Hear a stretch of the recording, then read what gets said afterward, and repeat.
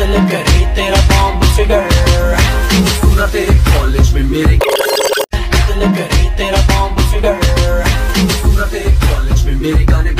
Hey brother, ভিডিওটা অনেক জোস তাই না?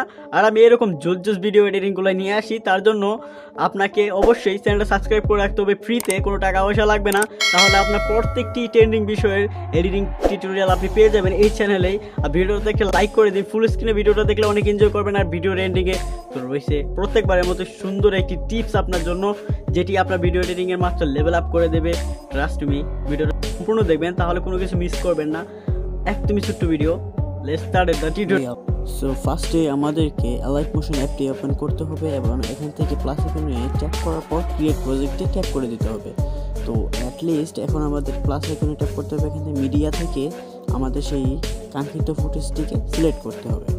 তো আমার ফুটেজটি সিলেক্ট করা হয়ে গেছে। তো মেকশিওর করার জন্য একটু ট্র্যাক করে দেখছি। তারপর ফুটেজটাতে ট্যাপ করার পর এখানে লেয়ার অপশনে যে ডুপ্লিকেট লেয়ার ট্যাপ করে দেবেন। তো এবার উপরে টাইমলাইনটিতে প্রেস করার পর এফেক্টসে চলে যাব।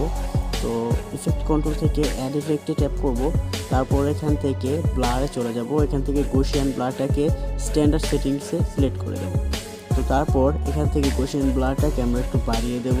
বাড়িয়ে দেওয়ার পর এখান থেকে ডাউন করে দেওয়ার পর আবার নতুন একটি ইফেক্টে চলে যাওয়ার পর এখান থেকে কালার লাইটে চলে যাব। তারপর এক্সপোজার এন্ড গামাতে স্ট্যান্ডার্ড সেটিংস সিলেক্ট করে দেবো। তারপর আমরা সেই সেটিংস চলে যাওয়ার পর এখান থেকে এক্সপোজারটাকে -1 রাখবো। রাখার পর আবার এখান থেকে আমরা ব্যাক করব। এখান থেকে আবার উপর লেয়ারটাকে ট্যাপ করার পর এখান থেকে ব্লেন্ডিং অপশনে চলে যেয়ে আমরা ডিফারেন্স থেকে সাবজেক্ট এটাকে সিলেক্ট করে দেবো। তো অলরেডি HDR হয়ে গেল, বাট এখানে লাইটটা অনেক কম। তো লাইট বাড়ানোর জন্য আমরা আবার চলে যাব ভিডিও শুরুতে। এখান থেকে প্লাস আইকনে আবার ট্যাপ করে দেবো। ট্যাপ করার পর এখান থেকে স্কোয়ার সাবজেক্টটিকে সিলেক্ট করব। তো এখানে যাওয়ার পর এটা ব্যাক করার পর কালার অ্যান্ড ফিল থেকে হোয়াইটটাকে সিলেক্ট করে দেবো। আমরা জাস্ট ভিডিও লাস্টে চলে যাব টাইম লাইনে।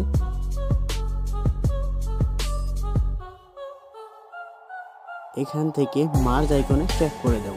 তো ট্যাপ করলে আমাদের পুরো ভিডিওটা জুড়ে এই অবজেক্টটি সেট হয়ে গেছে। তো এবার উপরে 3 ডটে ক্লিক করে ফিল কম্প্যাক্ট এরিয়াতে সেট করে দেব। তো পুরো ভিডিও জুড়ে হয়ে গেছে। এবার আমরা ব্লেন্ডিং মোডে চলে যেয়ে কন্ট্রাস্ট থেকে ওভারলেটা সিলেক্ট করে দেব। জাস্ট হয়ে গেল আমাদের পুরোপুরি কাজ। ব্রো, টিপসটা কিন্তু এখনো বলিনি, একটু ওয়েট করেন। তো দেখুন কত সুন্দর HDR হয়ে গেছে, একদম ঘোলাটে ভিডিওটা। তো দেখানোর জন্য আমি এখানে আই বাটনে ক্লিক করে অফ করে দিচ্ছি 2 টাইমলাইনটা। দেখুন এটা হচ্ছে অরিজিনাল ফুটেজ। তারপর আমরা HDR করলাম, তারপর ব্রাইটনেসটাকে বাড়িয়ে দিলাম। ও ওয়াও, জোস হয়েছে।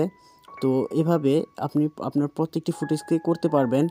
বাট এখন আমাদেরকে এক্সপোর্ট করে নিলেই ভিডিওর কাজটা শেষ। এখন আপনাকে আমি টিপসটা বলে দিচ্ছি, এত ঝামেলা করার দরকার নেই। এই পুরো এডিটিংটাই আপনি মাত্র 1 সেকেন্ডে করে ফেলতে পারেন। তার জন্য এই ভিডিওটা দেখুন, দেখলে আপনি এই পুরো প্রসেসটি মাত্র 1 সেকেন্ডে করে নিতে পারবেন। সো ভিডিওটা দেখতে থাকুন, মাস্ট বি লেভেল আপ।